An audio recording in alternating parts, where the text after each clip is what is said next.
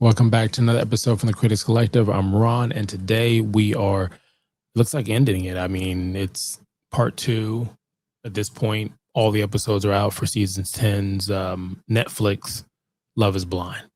And so I'm going to talk about kind of the later half of it. Now, I did do a video already talking about the first half, kind of when they started moving in, going to the retreat, the honeymoon phase, you know what I mean? And now I've seen the rest of it and some of the episodes multiple times. So I'm ready to talk about it. Before I jump into it, before I dive into the waters that is this drama, hit the subscribe button, like, follow, and comment for more. We would love to have you join our collective family. Now, with that being said, the first thing that I want to talk about is producers showed they wanted drama. They showed it in the some episodes, that first part that I talked about, where you had the producers put their sound bites into the episode, kind of saying, hey, look, you should get back in the room, get back in the pod. You should try to tell, you really want to leave and walk away from the situation. Isn't that what you did on the last relationships? And what I'm learning as I've, kind of scratched the surface of how reality shows are put together, I believe there's producers that are in charge of certain people, and it's their job to bring out what's needed. And so watching that, also shout out to the producer for Chris, because that person was able to have a relationship with Chris to make Chris be the real Chris, which we wouldn't have seen that. And I think there's something to be said that way. Now, I can't say that for Alex. Alex is just going to be Alex, and we'll talk about Alex later. So the producers, to me, show that they really wanted that drama. Now, I think Alex may be a scammer, and like my son says when he's playing video games and talking to his friends on Discord, he's like, "Scammers gonna scam," something like that. I don't know, but the thing that gets me is like, why you always lying? Why you always lying? Oh my God. Listen, stop the fucking line. Maybe I'm wrong. Maybe a lot of us are wrong.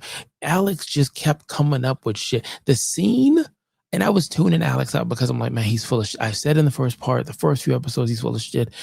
He walked in and said, hey, look, these kind of girls not really my type, and I want to sit down to you and da da da da. And I'm sure there's some guys or people that are like, hey, that's a really cool trait to have, to be that guy, to care about themselves so fucking much. They go out there and do like that. Chris did the same thing. Hey, what's he gonna do? What's Connor gonna do? He's gonna fight me?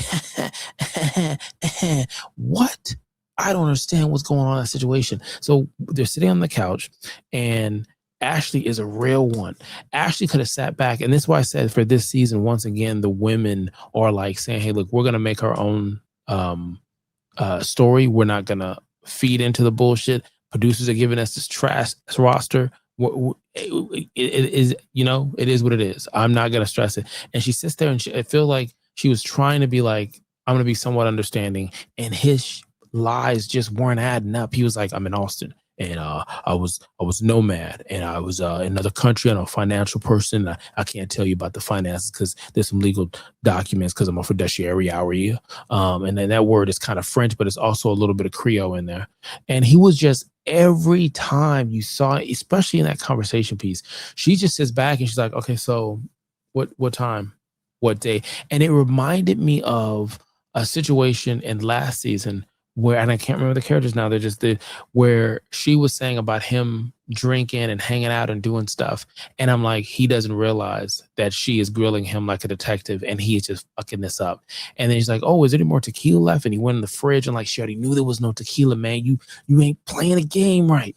And that's what I felt like that. Like, he was like, no, there was no lapse. Like, it was insurance. Like, there's no lapse in coverage. There's no reason to jack up the rates. No, it's nothing like that.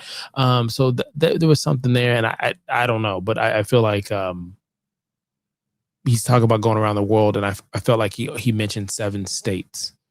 I could be wrong, but Ashley, the boss, she was like, again, there was 2 other women as well in that first part before they left the pause. They were like, hey, listen, I'm going to tell this no good guy a piece of my mind, and then I'm a bounce. Which I forgot to mention. I can't remember one of the names of the 2 where I was writing down, like, I was like, hey, keep you accountable. I forgot her name, but she was like, keep you accountable, keep you honest. And I had her on my list. But anyways, so continuing on. We already said Alex is a liar. We already said that Ashley is a boss chick. Chris is Chris is he's scum is the best thing I can say. Narcissistic, other stuff. I don't know. Napoleon, ice cream, dynamite, shitty chain, bang bang. I don't know what the hell that was. And I don't know what the hell Chris was doing. He's on a show called Love is Blind, but he's talking about he wants someone who looks good, looks like they do Pilates. What the does that mean? He's like, he's talking to Bree at the bar, and I don't understand that the producers make them do that. But if that's my woman, I don't want her to have that fucking conversation. Like, have the conversation and be like, hey, we're talking about XYZ, and I let it slide for a bit. But then at some point, like, hey, come on now, let me talk to you outside or something. I don't know. But the point, like, I felt like it went on much longer than it needed to. And at some point, Chris is like, I'm talking about some good sex. Like, when the last time you had some good I'm talking about I'm the best at it. Like, that is a crazy conversation to have with a person where there's cameras around. I get you're yourself because you're used to the camera, you're used to the crew, and you got the drinks flowing, and they make sure to pour that heavy-handed. But still, come on, that part of his brain isn't on. Okay, so shout out to the producer for making us see that, but everything was just ridiculous with what Chris was doing and who he was as a person. You want Pilates, and I'm not trying to be rude, but I think a lot of people would say that Jessica was beautiful. I don't understand Bree, and I'm not saying there was anything negative about Bree, but I'm saying both women were pretty. Both women, I thought, had a nice physique. Like, it wasn't like they were sitting there like, hey, you know what? I can see what he means. He's trying to say nicely, I need to go to the gym or something. But you're on a show called Love is fucking Blind. Love is Blind. Jessica, I'm sorry you had to deal with that. But Jessica did not, which I feel like some of the ladies did. And I haven't seen that many guys do it, but it was like, hey, I'm going to make this work. I'm going to make this work because I need to make this work. She was like, nah, you know what? This effed up. I'm gonna get over this. This is ridiculous, and I'm gonna bounce. And she did. And big ups to her. Shiny Bree. Why Shiny Bree? It sounds like sparkle making. Yeah, does it seem like it's the same show? It could be. Connor is chilling. It reminds me of the dude that was dating Megan. I'm just saying. You also have another guy, much like Chris, coming in and telling Megan, you could have picked me. You sure that guy gonna make you happy? What happened? Chris talks to Bree. You sure that's the guy? You're not gonna be happy? And she looks like she's thinking about it. I don't know. Seems very similar. Britney wasn't going to let Devonte go. She's probably thinking about what the babies will look like. But here's the thing. I don't know if he has a type because his embrace with her was not genuine on the first time they met him. Just like that suit was not fucking fitting the way it needed to, for whatever the reason is. Now, it was wild that at some point he says, and on camera, again, I don't understand this. I'm on camera all the time and I'm thinking about what the fuck I'm saying constantly, right? Because once I say it, I can't undo it. But this motherfucker's on camera and he goes, I never dated a woman of color. What in the 1947, 49? What in the, woo. That just says everything. Like the delusional self-identity crisis of this guy to look in the mirror every day with his Patrick Mahomes fade and make it seem as if he isn't mixed. This dude dates the same type of woman. He did not know what to do with the curves. He did not know what to do with the flavor. He did not know to do what he needed to do. And for that, you're donkey of the day. Everybody, for the most part, Vic and Cece, it seems like they're the must-see TV. Everybody wants to see these two. You're in love. It's like a romantic comedy. I thought it was awesome when Vic went to I'm gonna call it Cece. He went to Cece's small town and actually made her feel good when she was insecure about where she came from. And I think that was important. Also, it was cool because at some point you have Vic and her go to Malibu. They don't go to Mexico like the other ones did because they had an additional ticket and they wanted to switch something up. And because they didn't have the same relationship and click with the rest of the people in the pod, they sent them on their own way. So that was cool. Now, Emma was on screen more than anybody else. if we're not counting couples, more than anybody else.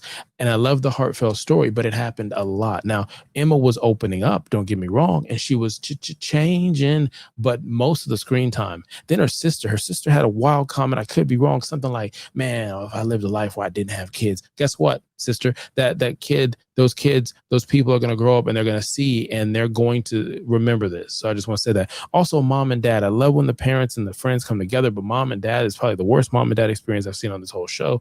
What happened was mom and dad act like they didn't know who the fuck Emma was. They're like, she left from school and she would go to the basement every day. You just let her go to the fucking basement? You didn't chill? You already said she's the only fucking kid there. Everybody else was gone. Where the fuck did you go? You're like, people came over and they told us all about Emma and she was the life of the party. We never knew. We never knew she had friends. We never knew. We didn't know that she felt different. What? She, I believe, is Chinese in a white home. You're telling me you didn't see the low-hanging fruit that she could have felt different? Mike wants kids. Mike wants kids, and it makes you think genuinely he wants kids, or is he finding it out? I don't know. I'm just saying, but I genuinely think he wants kids, and I think it was wrong towards the end where he asked that in the way he does. Jordan, think about dad life. Okay, Amber understands and wants the happy ending, and that's really all I can say about that couple that I feel like is second place right there, respectfully, and that's what he want. That's what they want there. Now, went through that whole thing. Like I said before, of all the couples getting to the end, I thought everything was nice. I thought it was really cool to see them kind of come together and be happy and be whole. And we'll watch this and we'll see what everything does in the reunion. Hopefully they played the song that I want about where's my husband, or I'm looking for my husband or something, and they start some drama. I would like it, and a sneak peek of what the next season's going to be, because they're going to do it. They made money off of this. Well, hit the subscribe button, like, follow, and comment for more. You could have been anywhere in the world and you chose to be here. Until next time, the thunder rolls. No, until next time, the thunder rolls. It's a storm coming as well.